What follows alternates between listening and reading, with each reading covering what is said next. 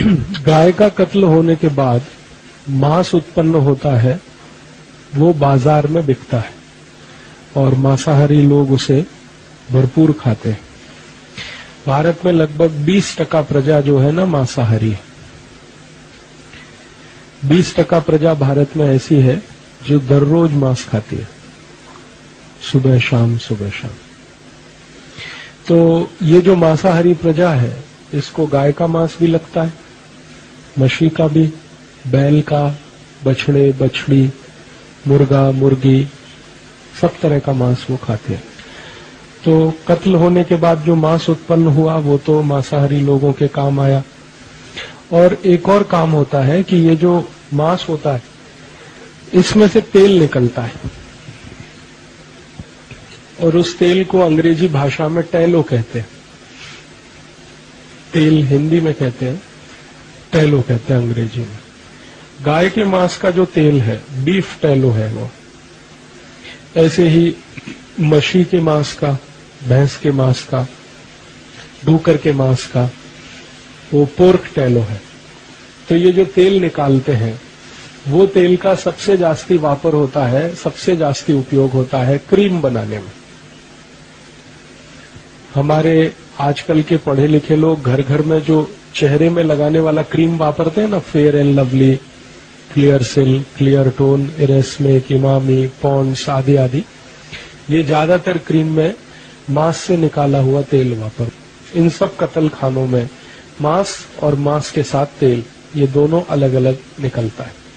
तेल का उपयोग क्रीम बनाने में, कॉस्मेटिक्स में होता है, मांस खाने में जाता है। फिर जो खून निकलता है उस खून का भी भरपूर उपयोग होता है औषधि बनाने में।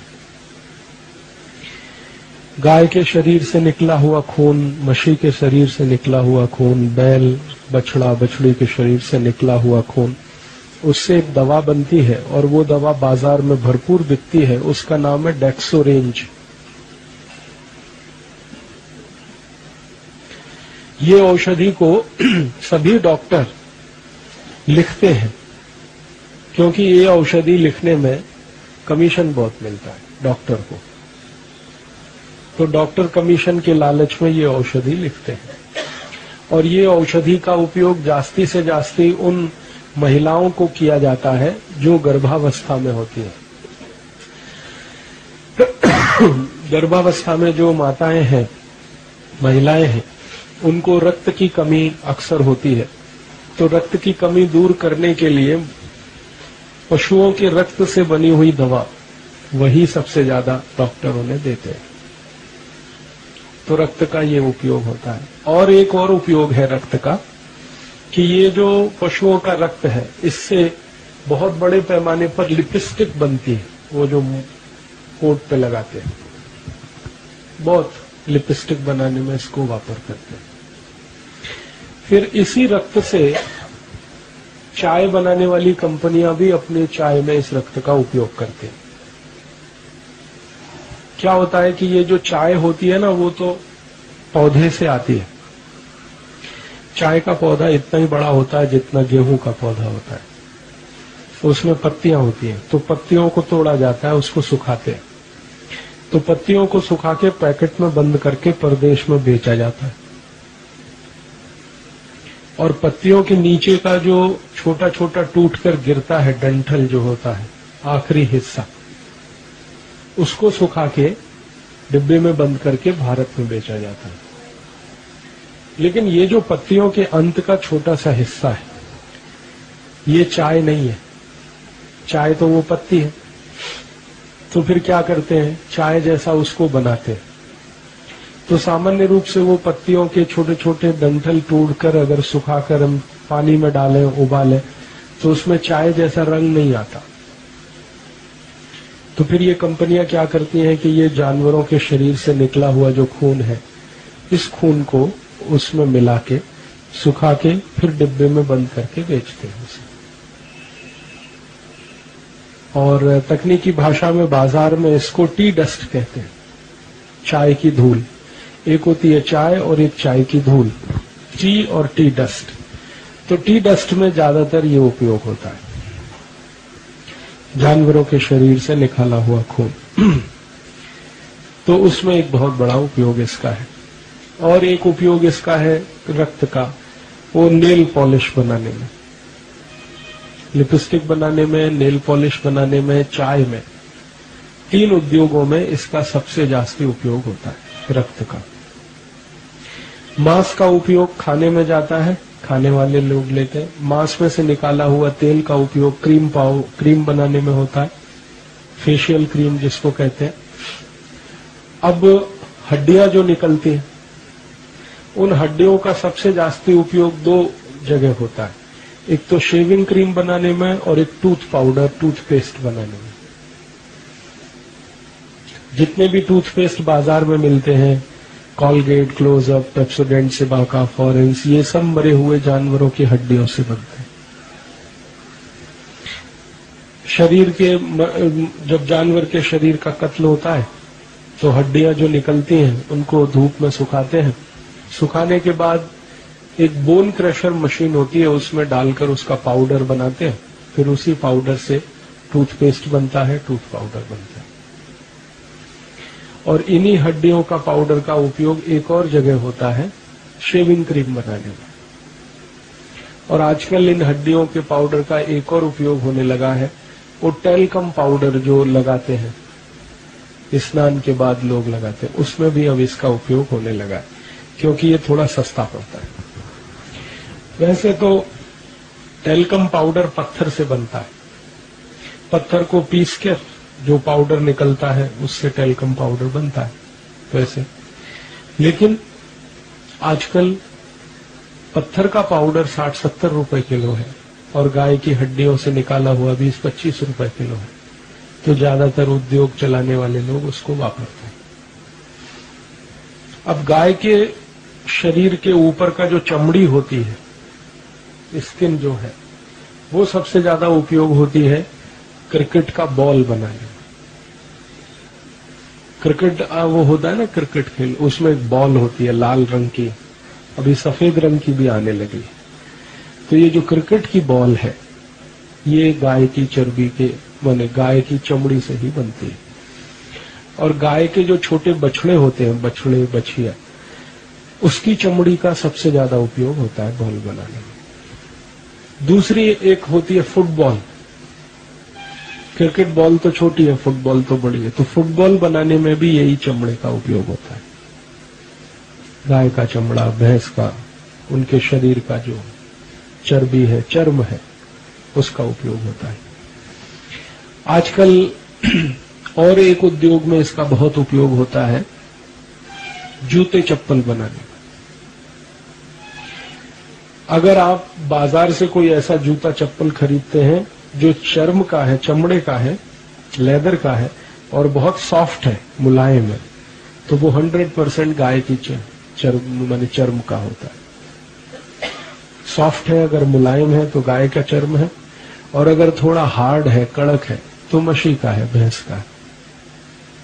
जास्ती हार्ड और जास्ती कड़क है तो ऊंट का होता है, घोड़े का, ऊंट का बहुत कड़क होता है। तो एक बहुत बड़ा उपयोग ये चमड़ा, जूते, चप्पल इसमें बनाने। पर्स बनाने में बहुत इसका उपयोग होता है। बेल्ट बनाने में इसका बहुत उपयोग होता है। जो लोग अक्सर बेल्ट बांधते हैं पैंट में, पर्स रखते हैं, उसमें भी इसका उपयोग होता है। बड़े पैमाने पर इसका उपयोग होता है। और अभी इससे और भी कई वस्तुएं बनाना शुरू किया है। सजावट की बहुत सारी वस्तुएं जो घरों में रखी जाती हैं, शो पीस के नाम पर जिनको इस्तेमाल किया जाता है, वो भी बहुत कुछ गाय के चर्म से, मशी के चर्म से, बैल आदि आदि के चर्म से बनते हैं। तो गाय और गाय जैसे जानवरों का जब कत्ल होता है तो 5 वस्तुएं निकलती हैं। एक तो मांस निकला, मांस खाने में गया। दूसरा, मांस में से तेल निकला, तेल का कॉस्मेटिक्स में इस्तेमाल हुआ। फिर खून निकला, खून का इस्तेमाल 3 जगह मैंने आपसे कहा, चाय में और दवा बनाने में और लिपस्टिक और नेल पॉलिश बनाने में। हड्डियां निकली, हड्डियों का उपयोग टूथ पाउडर, टूथपेस्ट और शेविंग क्रीम, इसमें बहुत ज्यादा, और टेल्कम पाउडर। तो ये जो भी शरीर में से निकले हुए अंग हैं, इन सबका भरपूर उपयोग है और इसका बहुत बड़ा बाजार है। इस देश में।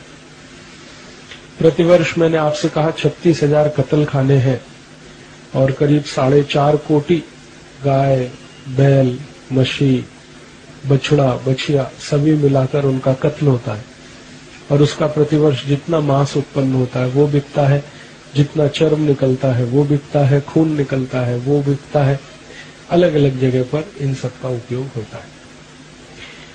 अभी गाय के शरीर के अंदर के कुछ अंग हैं, उनका भी बहुत उपयोग होता है। जैसे गाय के शरीर में एक बड़ी आंत होती है, हमारे शरीर में जैसे बड़ी आंत है वैसे गाय में भी होती है।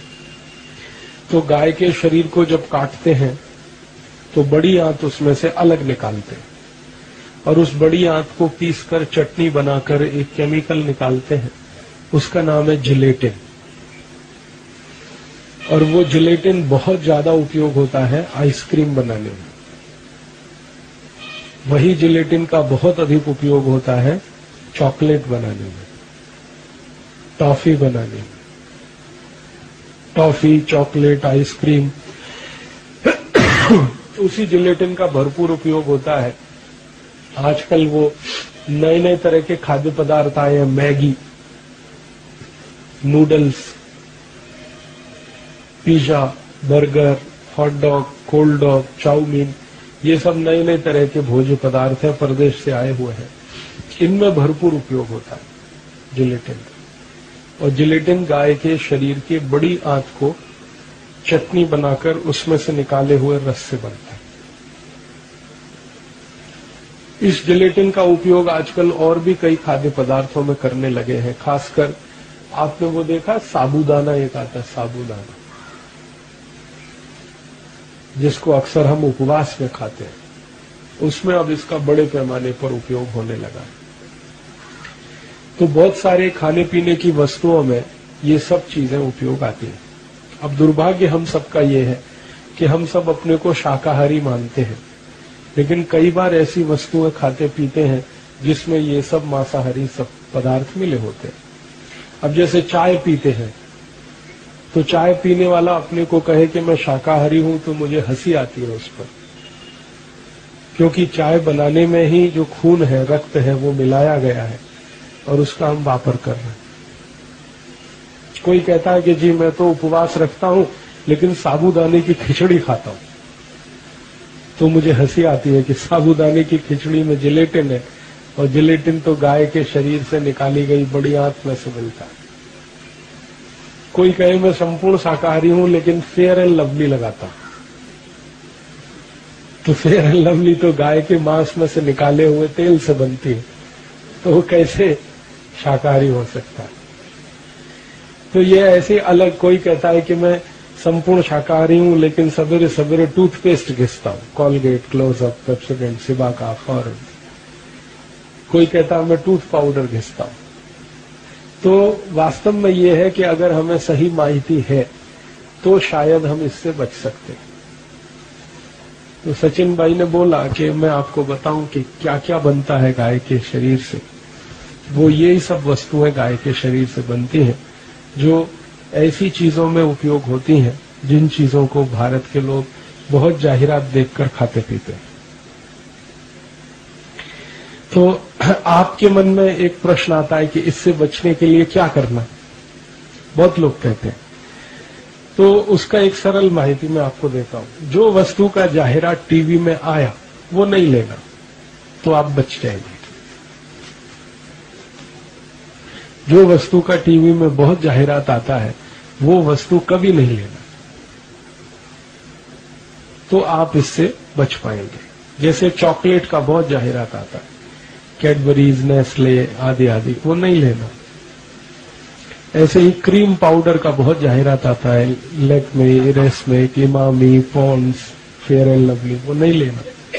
चाय कॉफी का बहुत जाहिरात आता है, वो नहीं लेना। जिन वस्तुओं का जाहिरात जास्ती है समझ लो उसमें कुछ न कुछ गड़बड़ी है, उसमें बहुत बड़ा धोखा, क्योंकि जाहिरात उसी वस्तु का होता है जिसमें धोखा होता है। और जो वस्तु संपूर्ण निरापद होती है और शरीर के लिए बहुत अच्छी होती है, उपयोगी होती है, प्रकृति से आती है, उसका जाहिरात कभी नहीं होता। जैसे टीवी चैनल पर आप बार बार देखते हैं पेप्सी कोक थम्स अप का जाहिरात तो होता है, लेकिन ऊस के रस का जाहिरात होता है, नारियल पानी का, नींबू शिकंजी, दही का ताक, गाय का दूध, उसका जाहिरात नहीं होता, लेकिन पेप्सी कोक का भरपूर होता है। तो पेप्सी कोक में भयंकर धोखा है, इसलिए जाहिरात होता है। उसके रस में कोई धोखा नहीं है, नारियल पानी में कोई धोखा नहीं, इसलिए उसका जाहिरात नहीं। गाय के दूध का जाहिरात टीवी में नहीं आता, लेकिन डालडा, वनस्पति घी, इसका भरपूर जाहिरात टीवी में आता, क्योंकि उसमें धोखा है। तो जो वस्तुओं का जाहिरात टीवी में बहुत जास्ती हो, वो नहीं लेना, तो आप इससे बच सकते हैं। और यही माहिती आप दूसरों को देंगे तो उनको भी बचा सकते हैं। अगर कोई अपने को हिंदू कहता है, संपूर्ण 100% हिंदू मानता है, और उसके बाद ऐसी कोई काम करे जिससे ये मांसाहारी वस्तुओं का उसके जीवन में उपयोग हो, धर्म संकट से हम बचें और दूसरों को बचाएं, ये हमें बहुत आवश्यक है। और इसका हम अपने जीवन में हमेशा ख्याल रखें, ध्यान रखें, तो ये हमें समझ में आएगा। इतना ही मुझे आपसे कहना था। आपने बड़े ध्यान और शांति से सुना, मैं आपका आभारी हूं। और कल आप जब आएंगे तो और भी आपसे कुछ बातें करूंगा। आप आएंगे तो कल प्रश्नों के साथ आएंगे, प्रश्न लिखकर लाएंगे तो बहुत अच्छा होगा। प्रश्नों के उत्तर दूंगा और कुछ नई नई बातें आपको बताने की कोशिश करूंगा। धन्यवाद। जो पुस्तकें लेना ले लीजिए।